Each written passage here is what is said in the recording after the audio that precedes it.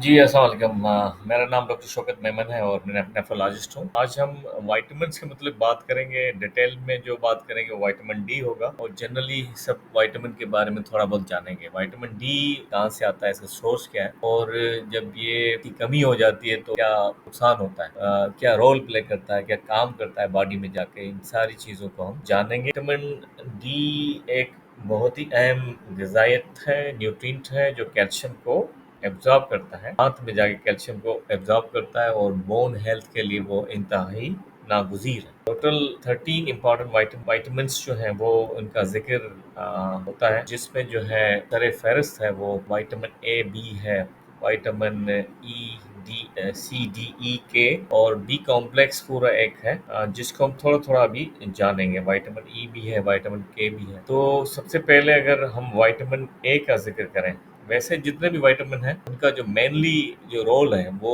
इंसान के जिस्म में जो मेटाबॉलिज्म होती है, फिर वो जल्द की सेहत, स्किन हेल्थ, नेल हेल्थ, फिर नर्वस सिस्टम, फिर जो इम्यूनिटी है, इन सब में विटामिन का बड़ा अहम रोल है। सिर्फ एक एक विटामिन को लें, जैसे विटामिन ए है वो जल्द की तंदुरुस्ती के लिए बहुत अहम है, आंखों की सेहत के लिए भी बहुत ही अहम है और उसके जो सोर्सेज हैं वो गाजर, पालक, आम, अंडे और दूध है। विटामिन बी की पूरी एक फैमिली है जिसको विटामिन बी कॉम्प्लेक्स कहा जाता है। विटामिन बी वन से लेके B two, three, five, six, seven, nine, 12 और हर किसी का अलग अलग फंक्शन है।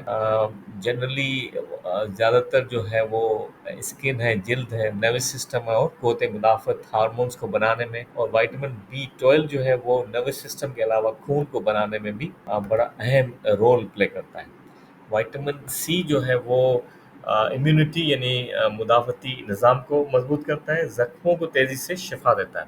अगर विटामिन डी की कमी हो तो ज़ख्म जल्दी बढ़ते नहीं हैं और ब्लीडिंग भी हो सकती है, यानी खून का बहाव ज़्यादा होता है।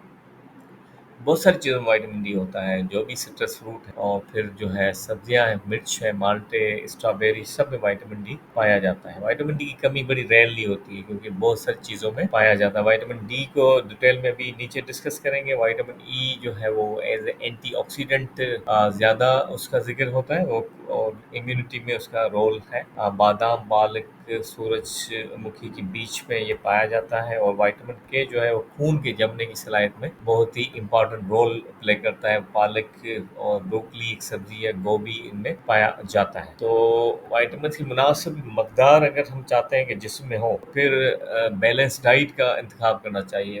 बैलेंस डाइट जो है वो अगर आसान अल्फाज में बताएं तो मुख्तलिफ चीज़ें हमें ट्राई करनी चाहिए। इसमें दो तिहाई जो है वो फल और सब्जियां हो और बाकी डिफरेंट ट्राई करनी चाहिए, यानी एक ही तरह की चीज़ें रोज़ नहीं खानी चाहिए।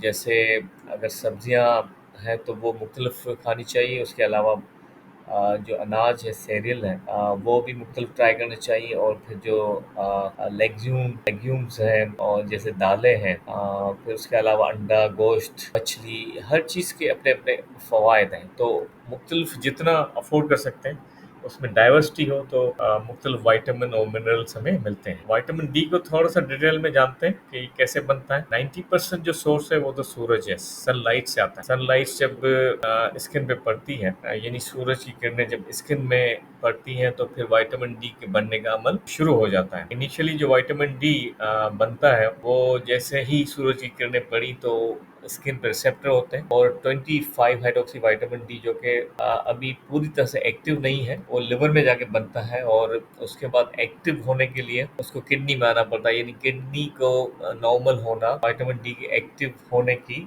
ज़मानत है। कुछ दूसरी बॉडी में साइट्स हैं, जगह हैं जहाँ पे भी एक्टिव होता है, लेकिन ज़्यादा 90% जो है किडनी में होता है। तो इनएक्टिव विटामिन डी और फिर एक्टिव दो तरह के होते हैं। आगे चल के जब हम उसकी मैनेजमेंट या ट्रीटमेंट बात करेंगे तो भी इनका थोड़ा डिफरेंस मालूम होना ज़रूरी है। अच्छा, इसके बाद अगर बात करें कि ये तो खैर केमियाई स्ट्रक्चर है, इसको विटामिन डी जब हम ट्रीटमेंट के लेते हैं तो D2, D3 एर्गोकैल्सिफेरॉल, कोलिकैल्सिफेरॉल, आपने सुना होगा कि विटामिन डी की जो इंजेक्शन फॉर्म में, कैप्सूल फॉर्म में 50,000 यूनिट टू 2 लाख यूनिट। अच्छा, जिसमें जो लेवल है हम चेक करते हैं कि भाई विटामिन डी की कमी है तो यानी वो 25 से कम होता है। नॉर्मल जो है वो 25 नैनोग्राम पर ml होता है। इससे कम होता है तो हम कहते हैं कि अब विटामिन डी की जिस्म में कमी है और 10 से भी कम हो तो सीवियर कमी माना जाता है।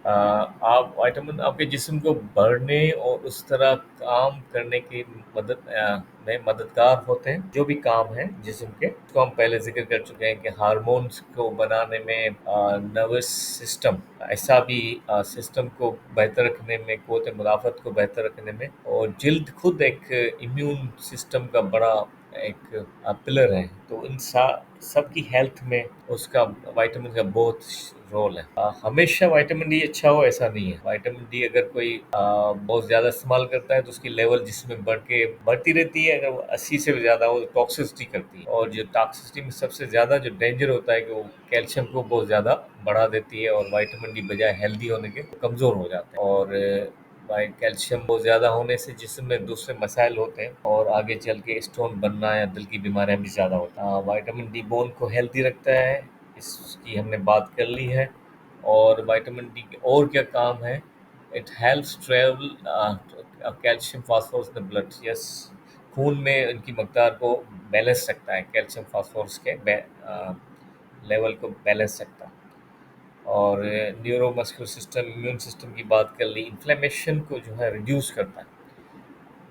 इन्फ्लेमेशन जब भी बॉडी में होगी तो बॉडी डैमेज होगी एक हद तक। इन्फ्लेमेशन काम करती है, उसके बाद जो है जैसे इन्फेक्शन हो, तो इन्फेक्शन में भी शदीद किस्म की इन्फ्लेमेशन होती है, तो उसको रोकता है विटामिन। विटामिन ई खास तौर पे एंटीऑक्सीडेंट के तौर पे उनमें उनका रोल और भी ज़्यादा है। और इसके अलावा इस फिगर में आप देख सकते हैं कि विटामिन डी हर चीज़ में अपना रोल प्ले कर रहा है।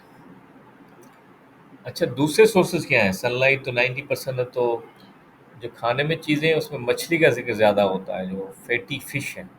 और फैटी फ़िश के अलावा एग योक उसमें होता है, और मशरूम्स कुछ हैं उसमें होता है, और कुछ अनाज हैं उसमें भी विटामिन डी होता है। और या तो फिर उसको विटामिन डी आर्टिफिशियली डाला जाता है, जिसको फोर्टिफाइड फूड कहते हैं।